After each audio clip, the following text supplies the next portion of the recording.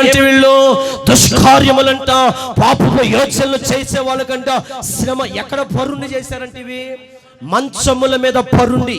హల్లెలూయా, హల్లెలూయా. మంచముల మీద పరుండి. చదువు ఆ మాట అక్కడ.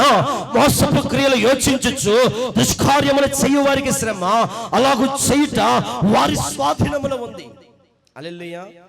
నేను అంటాను, మంచం మీద పడుకొని పాపం చేయాలన్నా పాపం చేయకూడదన్న ఎవరి చేతిలో ఉంది చెప్పాలి? ఎవరి చేతిలో ఉంది? ఎవరి చేతిలో ఉంది? ఎవరి చేతిలో ఉంది? అరే ఆకాశం వైపు చూపిస్తున్నా కదండి, ఎవరి చేతిలో ఉంది? అది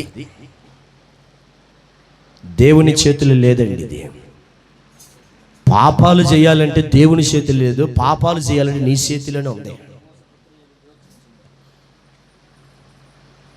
అందుకే యేసుప్రభు వాక్యం అంటా ఉంది, మంచముల మీద పరుండి. అందుకే నీ ఇంటిలో ఉన్న వస్తువుతో దీనితో బహు జాగ్రత్త.